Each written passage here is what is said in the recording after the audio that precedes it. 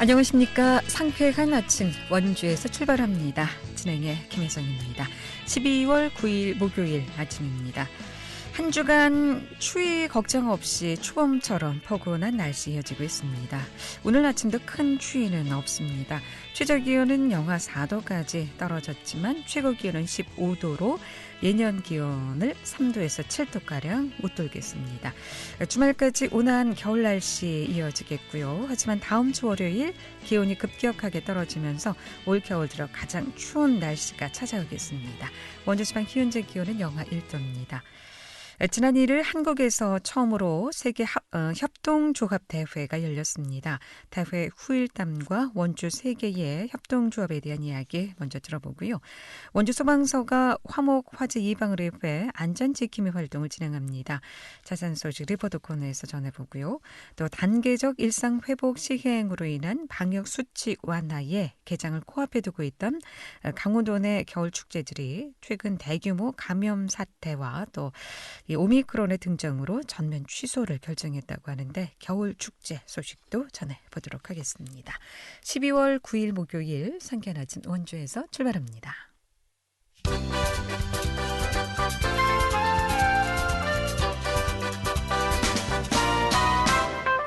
헤드라인 뉴스입니다.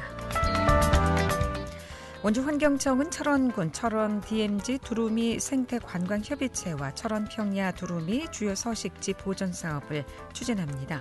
두루미 월동 시기인 내년 2월까지 가을 수확이 끝난 논에 볏짚을 남기고 약 30만 제곱미터 규모의 논에 물을 가둬 휴식 공간과 잠자리를 제공하게 됩니다. 영월 한반도 농협이 경제유통센터의 문을 열고 본격적인 영업을 시작합니다. 한반도 농협은 8일 주천면 한반도 농협 경제종합유통센터 준공식을 개최했습니다. 이번에 오픈하는 경제종합유통센터는 지상 2층 규모로 하나로마트와 자재센터, 식당 등 원스톱 쇼핑이 가능하도록 조성됐습니다. 평창군이 2021년도 의료 취약지 의료지원 시범사업 수행기관 평가에서 최우수상을 수상했습니다. 보건복지부와 한국건강증진개발원이 개최한 이번 대회에서 평창군 보건의료원은 ICT를 기반으로 하는 의료 취약지 의료지원 시범사업을 충실히 진행해 보건의료 발전과 국민건강 증진에 크게 기여한 점에서 호평을 받았습니다. 헤드라인 뉴스였습니다.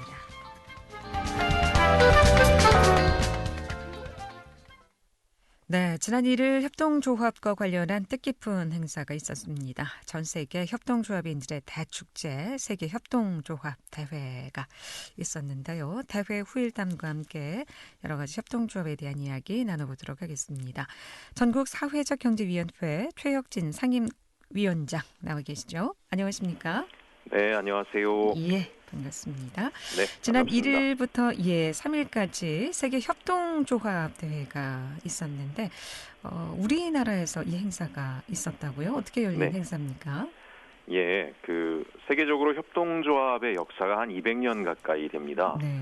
근데 이제 전 세계 협동조합들이 중요하게 서로 협의하고 정해야 되는 아주 굵직한 아젠다가 있을 때 전 세계 협동조합인들이 모여서 그 문제를 토론하고 방향을 설정하는 회의를 하게 되는데요.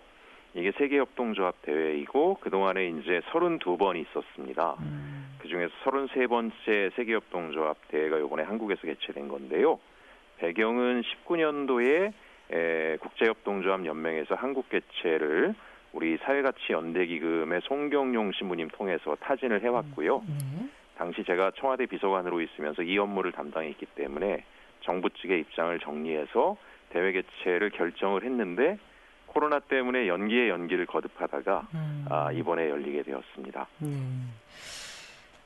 세계 협동조합 대회면은 규모가 상당히 좀 컸을 것 같아요. 그렇죠. 사실 정상적인 상황에서의 대회라면 어마어마한 규모로 열리게 되는데요. 이번에는 코로나 거리두기도 해야 되고요. 그래서 일단은 최소 핵심 인원들만 현장에서 참석해서 하게 됐고요. 전 세계인들은 온라인 등을 통해서 같이 참여하는 방식으로 이 대회를 치르게 되었습니다. 33차면 1년에 한 번씩 하는 행사인가요? 그렇지 않습니다. 아까 말씀드린 것처럼 200년 역사 중에서 33번 열렸으니까요.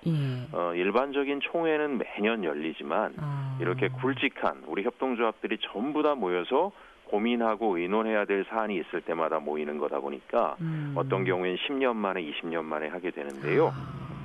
이게 이제 유럽권 바깥에서는 92년도에 일본에서 딱 한 번 열린 적이 있고요.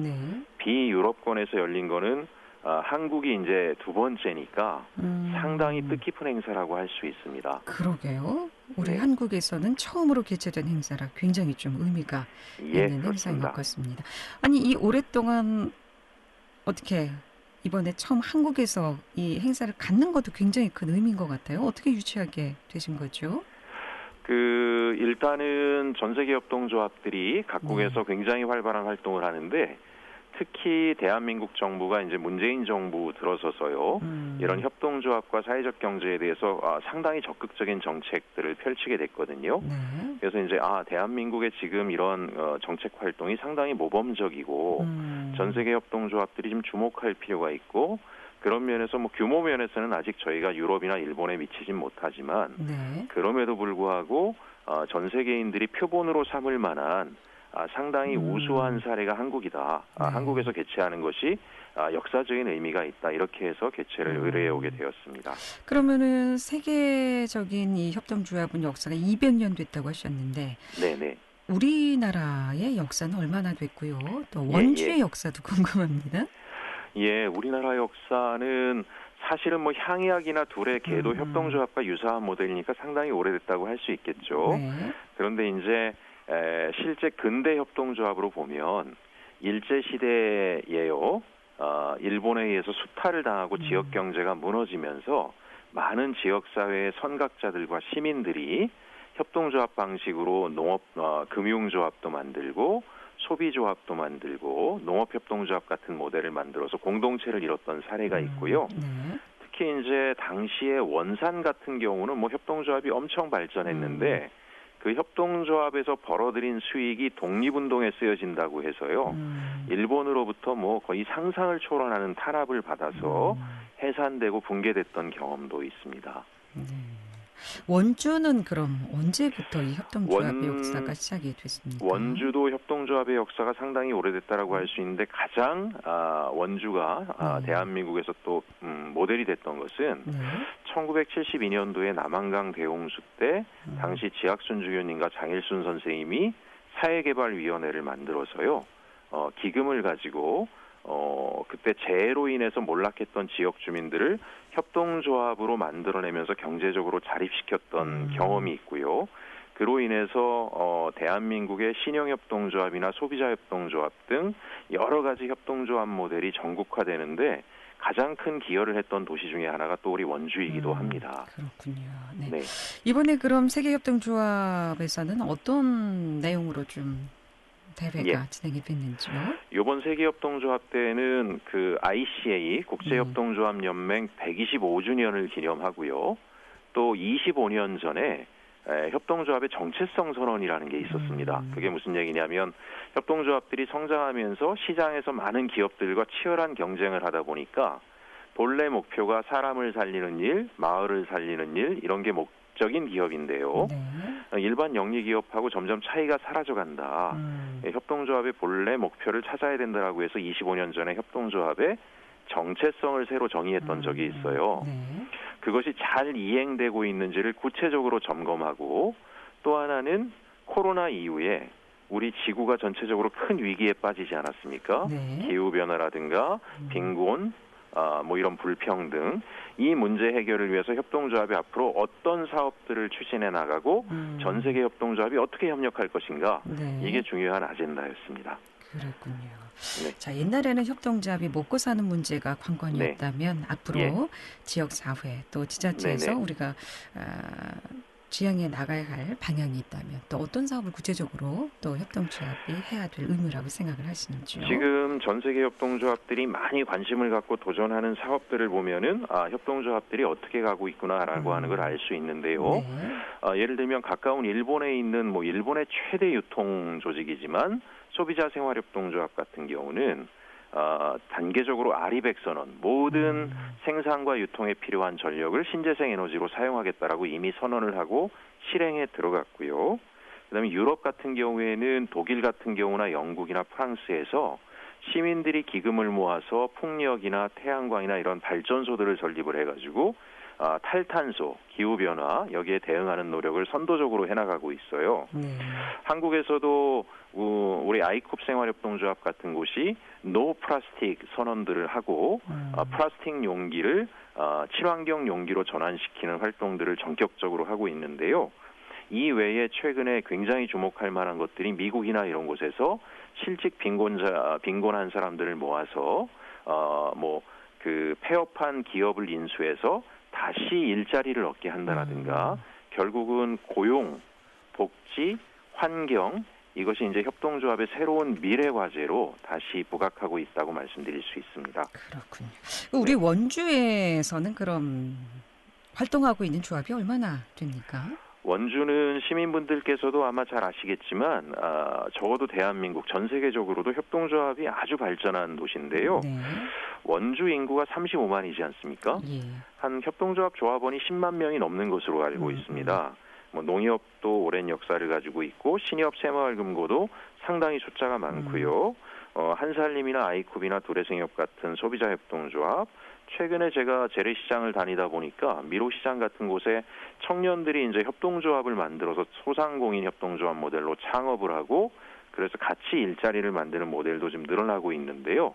어쨌든 저는 이제 지자체에서 이게 원주의 대표적인 브랜드이기 때문에 이 부분에 대해서 좀 더 관심을 가질 필요가 있지 않나 이런 생각을 하고 있습니다. 뭐 시간이 많다면 정말 재미있고 듣고 싶은 얘기도 많은 것 같은데 자 우리 원주 협동조합을 위해서 또 지금 과제가 뭐라고 생각하시는지 또 뭐 협동조합이 우리 생활 속에 아주 밀접하게 깊숙이 함께하고 있는데도 모르고 지나고 또 모르고 계신 분들이 많은 것 같습니다. 앞으로 우리가 협동조합을 통해서 어떻게 이 사회 정부에서 못하는 그런 문제 뭐 고용 창출까지도 얘기해 주셨는데 예. 어떻게 좀 마무리 말씀으로 정리해 주시겠습니까? 이번에 뭐 세계협동조합 때는 우리 문재인 대통령께서도 다녀가시면서 대한민국의 미래를 위해서 아주 중요하다라고도 강조를 하셨는데요.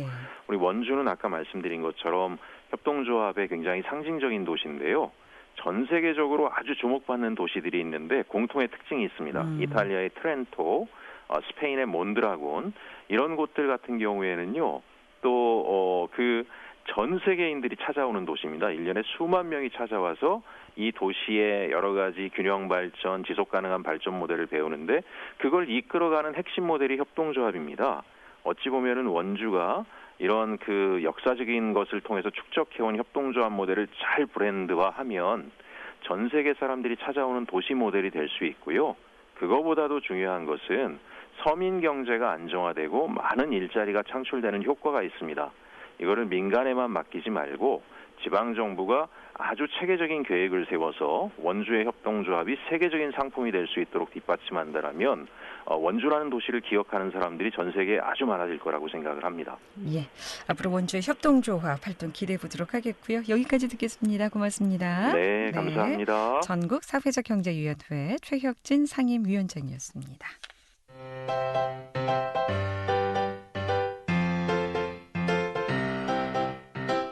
KBS 원주방송국이 유튜브 다시 듣기 서비스를 실시합니다.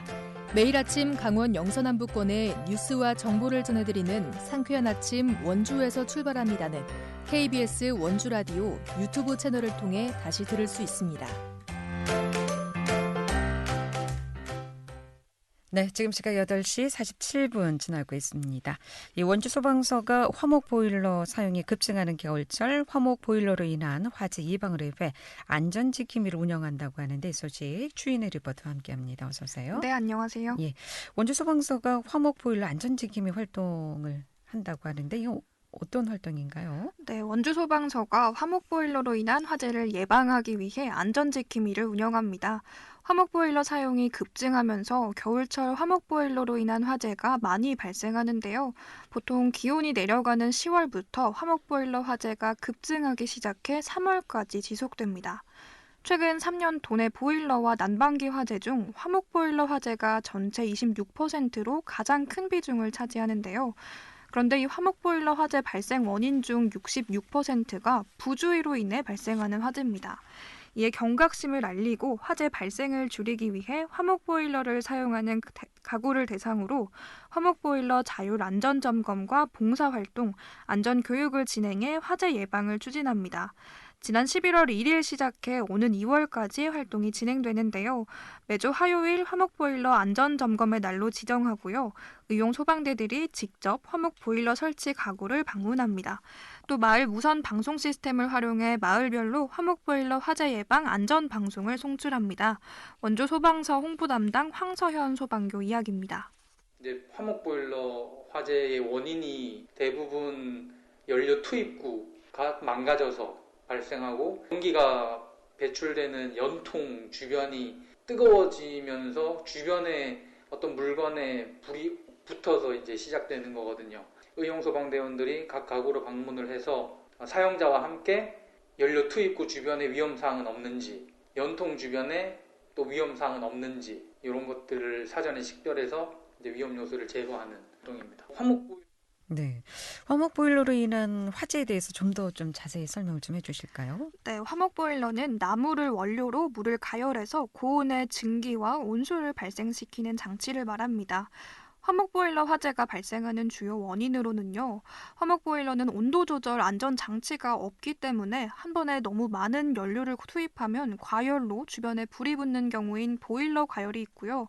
또 연료 투입구에서 불티가 주변 뗄나무나 지붕에 붙거나 타고 남은 재가 방치돼 바람이 불 경우에 불티가 날리면서 불이 붙는 경우인 가연물 근접 불티가 있습니다.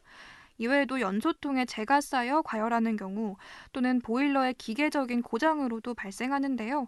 21개 대대의 84명의 의용소방대는 화목보일러 설치 가구에 방문해 안전수칙 교육을 진행하고 안전문화 캠페인을 진행합니다. 독거노인이나 기초수급자와 같은 취약가구엔 직접 방문해 연통 청소와 교체 봉사도 진행하는데요. 안전지킴이 원주 남송의용대 소방대 이동원 대장 이야기입니다. 네, 원주 관내에 있는 화목보일러 사용하는 그 가정을 대상으로 저희가 중점 점검을 하면서 화재 예방 및 그 소화기 비치가 돼 있는가 하는 것을 중점적으로 좀 저희가 하고 있습니다.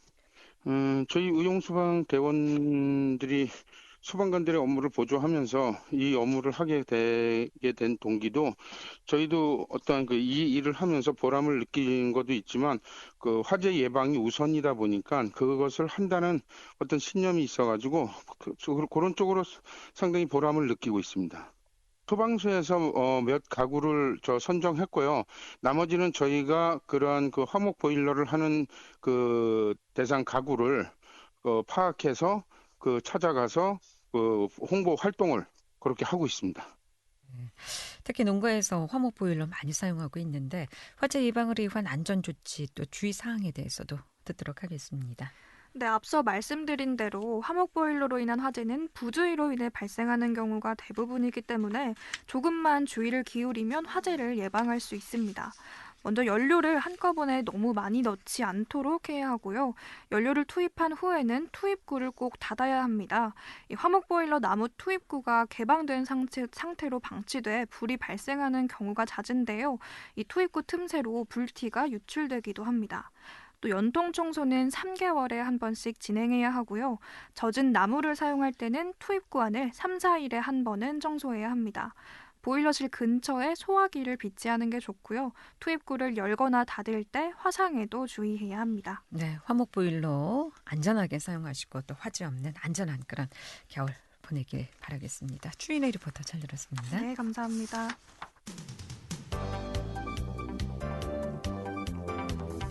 생생한 현장, 유익한 생활 정보를 전해드리겠습니다. KBS 원주라디오 상쾌한 아침 원주에서 출발합니다를 함께하고 있습니다. 네, 8시 52분 지나고 있습니다. 이 단계적 일상회복 시행으로 인해 방역수칙이 완화되면서 개장을 코앞에 두고 있던 강호도 내 겨울축제들이 최근 대규모 감염 사태를 인해서 줄줄이 전면 취소를 결정하고 있다고 하는데 이제 강원도민일보 구본호 기자 연결해서 얘기를 좀 듣겠습니다. 구본호 기자님, 안녕하세요. 네, 안녕하세요. 예. 자, 겨울 하면 우리 강원도 대표적인 축제들 참 많지 않습니까? 굵직굵직한 축제들? 네네.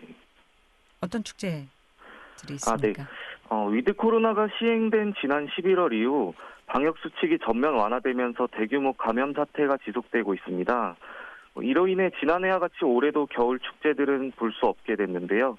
도내에서 열리는 축제는 대표적으로 화천 산천어 축제, 홍천강 꽁꽁 축제, 태백산 눈꽃 축제, 평창 송어 축제, 인제 빙어 축제 등이 있습니다. 네. 그럼 이렇게 큰 축제들, 현재 취소를 결정한 축제들은 어떤 축제들이 있습니까? 네, 현재까지 파악된 바로는 1월 8일 개최가 예정됐던 화천 산천어 축제가 지난 6일 주최 측의 고심 끝에 취소됐습니다. 홍천강 꽁꽁 축제, 평창 송어 축제, 태백산 눈꽃 축제도 빠르면 다음 달 초 개최를 앞두고 있었지만 관광객들로 인한 감염 전파 우려와 지역 주민들의 불안감을 고려해 전격 취소하기로 했습니다. 아유, 강원도네 뭐 진짜 최고의 축제들이 줄줄이 취소 사태에 접어들었네요. 이 취소를 검토 중인 곳도 있다고 하는데요. 개최 가능성에 대해서는 어떻게 좀 보고 계신 겁니까? 현재 전국적인 확산세를 고려할 때 개최는 어려울 전망입니다. 네. 현재 일 확진자 수가 기하급수적으로 늘면서 방역당국이 한계점으로 말한 하루 1만 명 확진을 코앞에 두고 있기 때문인데요.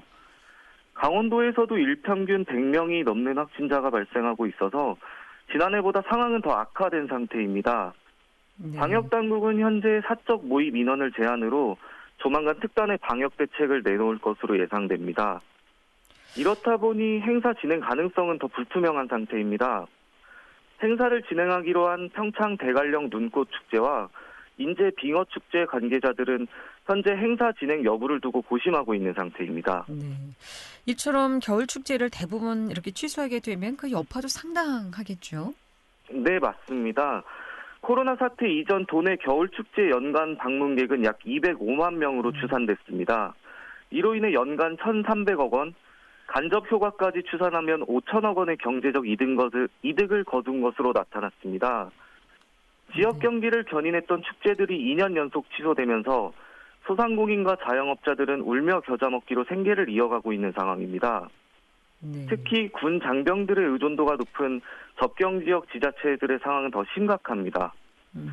다만 일부 지자체들은 비대면 행사를 개최하거나 확보한 물량을 온라인을 통해 판매해 피해를 최소화하겠다는 계획입니다.